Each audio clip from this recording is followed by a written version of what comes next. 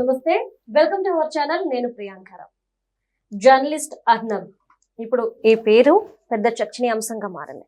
ఎందుకు అంటే ఆయన నిర్వహించిన ఒక డిబేట్ లో అర్నబ్ తన హద్దుల్ని దాటాడా లేదా దీపక్ తన లైన్ క్రాస్ చేశారా అనే క్వశ్చన్ మార్క్ రేజ్ అయింది. అసలు లోకేష్ ని ఎందుకు ఈ డిబేట్ లోకి ఇన్వాల్వ్ చేస్తున్నారు? లోకేష్ కి ఇండిగో సంస్థలో ఏర్పడ్డ ఇష్యూకి సంబంధం ఏంటి? ఇప్పుడు ఇవే క్వశ్చన్స్ రేజ్ అవుతున్నాయి. దీని మీద ఒక క్లారిటీ రావాల్సిన అవసరం ఎంతైనా ఉంది. ఎందుకంటే ఎవరు తప్పు చేశారు అనేది తెలియాలి. మరి దీని గురించి ఈరోజు డిస్కస్ చేద్దాం. మనతో మాట్లాడడానికి సీనియర్ జర్నలిస్ట్ సిఎస్ రావు గారు ఉన్నారు. ఆయన అడిగి తెలుసుకుందాం. నమస్కారం సార్. నమస్తే సార్, ఏదైతే డిబేట్ జరిగింది, అర్నబ్ నిర్వహించిన డిబేట్ లో దీపక్ క్రాస్ అయ్యారా తన లైన్స్ ని, లేదా అర్నబ్ క్రాస్ అయ్యాడా? హూ ఇస్ లోకేష్ అని అడుగుతున్నారు. అసలు ఇండిగోలో ఏర్పడ్డ ఇష్యూకి లోకేష్ కి సంబంధం ఏంటి? ఇది కేంద్ర ప్రభుత్వం ఇండిగో సంస్థ తేల్చుకోవాల్సిన ఇష్యూ కదా. లోకేష్ ఎందుకు లాగాలి? అసలు వీళ్ళు ఏం చెప్పాలనుకున్నారు? ఇది గత 3 రోజుల నుంచి నడుస్తుంది. అవును, ఢిల్లీ దగ్గర నుంచి వైఎస్ఆర్ కాంగ్రెస్ పార్టీ వరకు ఇది ఇప్పుడు అవును, నలుగుతుంది ఇష్యూ. అవును. దీని మీద నేను ఇంతవరకు వీడియో చేయలే. ఎందుకంటే జర్నలిస్టు అతను డిబేట్స్ నిర్వహిస్తుంటాడు. అర్నబ్ ప్రత్యేకమైనటువంటి గుర్తింపు ఉన్నటువంటి జర్నలిస్టు, నేషనల్ జర్నలిస్టు.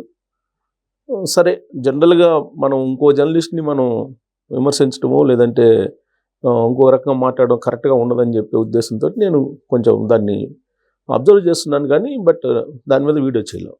నాకు ఇవాళ మార్నింగ్ ఫోన్ చేశారు.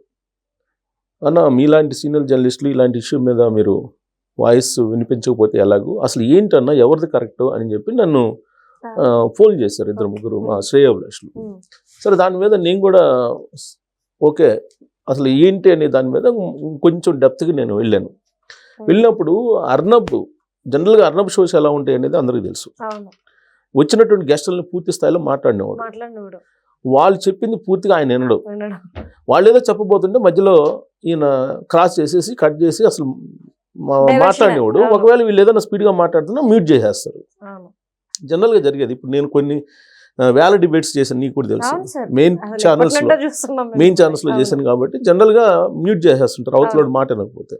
ఇప్పుడు నాకు తెలిసినంత వరకు నాకున్న అబ్జర్వేషను ప్లస్ నాకు కొన్ని వీడియోస్ వచ్చినాయి, వాటిని పూర్తి చూడలేదు. కానీ నాకున్న వచ్చినట్టు వీడియోలో దీపక్ రెడ్డి గారు తెలుగుదేశం పార్టీ అధికార ప్రతినిధి, ఆయన ఏం చెప్తారంటే ఈ ఇండిగో వివాదం గురించి అర్నబ్ అడిగినప్పుడు దీపక్ రెడ్డి గారు ఏం చెప్పారంటే,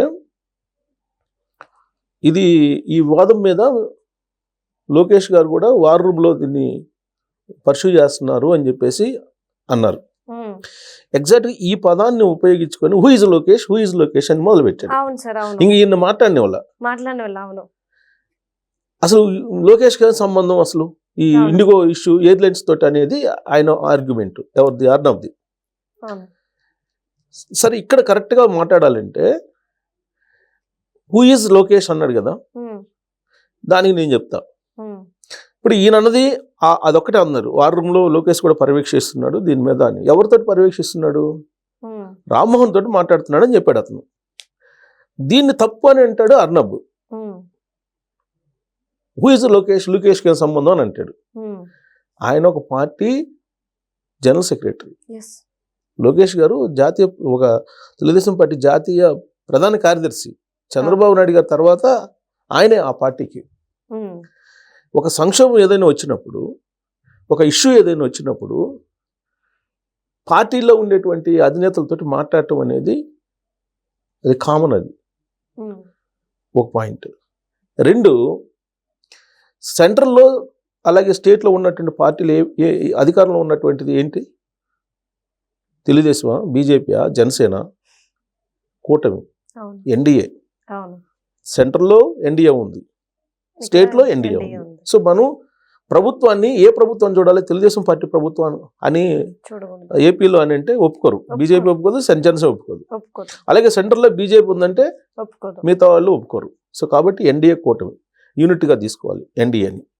సంకీర్ణ ప్రభుత్వం ఎన్డీఏ అక్కడ ఉంది, ఇక్కడ ఎన్డీఏ ఉంది. సో 2 ప్రభుత్వాలు. ఈ 2 ప్రభుత్వాలను నడుపుతున్నది ఎవరు? 3 పార్టీల అధినేతలు, కీలకమైనటువంటి వాళ్ళు. BJP, Telugu Desam party, Janasena. ఒక సంక్షోభం వచ్చినప్పుడు పార్టీ అధినేతలతో మాట్లాడరా? మాట్లాడాలిగా, డెఫినెట్గా మాట్లాడతారు కదా. ఇప్పుడు సపోజ్ సెంట్రల్లో ప్రాబ్లం వచ్చింది, సెంట్రల్లో సంక్షోభం వచ్చింది, లేదా 370 రద్దుకు సంబంధించిన అంశం ఉంది. 370 రద్దు అంశం వచ్చినప్పుడు నరేంద్ర మోడీ గారు మిగిలిన భాగస్వామ్య పక్షాలతో ఎందుకు మాట్లాడారు? ఎంపీలతో మాట్లాడారు, అప్పుడు పార్టీ అధినేతలతో మాట్లాడారు. మరి ఎందుకు మాట్లాడాడు? అవసరం ఏముంది? అవసరం లేదు కదా. చంద్రబాబు నాయుడు గారితో మాట్లాడాల్సిన అవసరం ఏంది? లేకపోతే ఇంకోళ్ళతో మాట్లాడాల్సిన అవసరం ఉంది? ఈ మధ్య అంటే 370 అని కాదు, 370 ఆ గతంలో నిర్ణయం తీసుకున్నారు అనుకోండి, అప్పుడు తెలుగుదేశం పార్టీ లేదు. కీలకమైన నిర్ణయాలు ఏం తీసుకున్నా కానీ ఇప్పుడు ఉపరాష్ట్రపతి ఎన్నిక జరిగిందండి మొన్న. ఈ ఉపరాష్ట్రపతి ఎన్నికలకు సంబంధించి మరి అన్ని పార్టీలతో ఆయన ఎందుకు మాట్లాడాడు? అది ఆయన పార్టీకి సంబంధం కదా, ఆయనతో మాట్లాడుకుంటే సరిపోతుంది కదా. మరి అందరితో ఎందుకు మాట్లాడారు? ఏదైనా కీలక ఇష్యూ తీసుకున్నప్పుడు, కీలక ఇష్యూని టేకప్ చేస్తున్నప్పుడు మిగతా పార్టీలు, భాగస్వామ్య పార్టీలతో మాట్లాడటం అనేది కామన్ అది. సో ఇప్పుడు ఇండిగో సంక్షోభం వచ్చింది. ఇండిగో సంక్షోభం గురించి రామ్మోహన్ గారితో మాట్లాడటంలో తప్పేంటి? లోకేష్ గారు ఒకవేళ మాట్లాడాలని అనుకుందాం, నాకు తెలిసినంత వరకు మాట్లాడాల. సరే, ఒకవేళ ఫోన్లో మాట్లాడుండొచ్చు. ఆయన ఏదో అమెరికా టూర్లో ఉన్నారు, అసలు ఈ ఇష్యూనే అసలు ఆయన పట్టించుకోవాలి. ఆయన బయటకు ఆయన అమెరికా టూర్లో ఉన్నారు. సో ఈ ఇష్యూ రైజ్ అయింది 3, 4, 5 తారీఖులో. ఆయన 6వ తారీఖు అమెరికా వెళ్ళిపోయాడు. అమెరికా వెళ్ళడానికి ముందు ఆయన ఏదో కొన్ని కార్యక్రమాల్లో బిజీగా ఉన్నారు.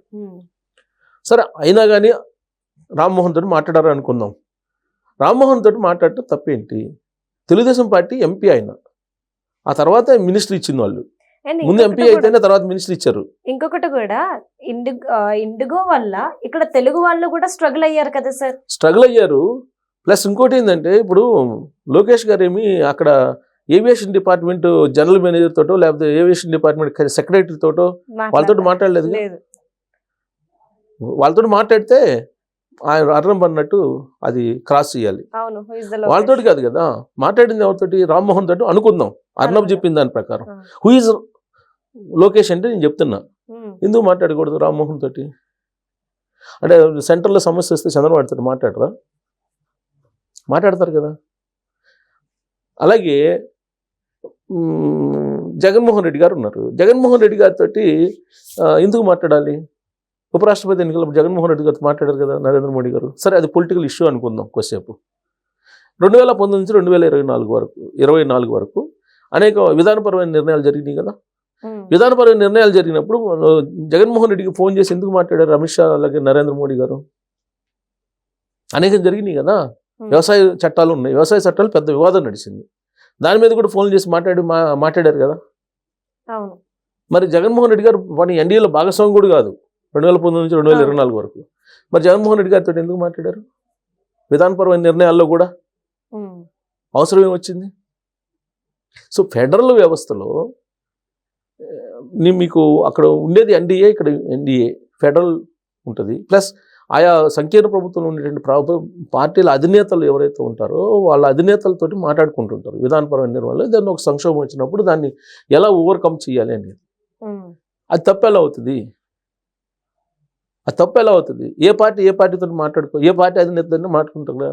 నరేంద్ర మోడీ గారికి, అమిత్ షా గారికి తెలియకుండా బీజేపీలో ఏ సెంట్రల్ మినిస్టర్ అయినా సరే నిర్ణయాలు తీసుకుంటారా? తీసుకోరు కదా, చర్చించే కదా తీసుకునేది. ప్లస్ గుజరాత్లో సీఎంని మార్చే దాంట్లో నరేంద్ర మోడీ గారికి, అమిత్ షా గారికి ఏం పని లేదు.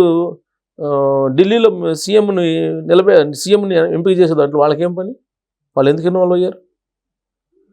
పార్టీలో కీ పర్సన్స్ కాబట్టి ఒక సంక్షోభం వచ్చినప్పుడు లేదా ఒక కీలకమైన నిర్ణయం తీసుకున్నప్పుడు ఇంటరాక్ట్ కావడం అనేది కామన్.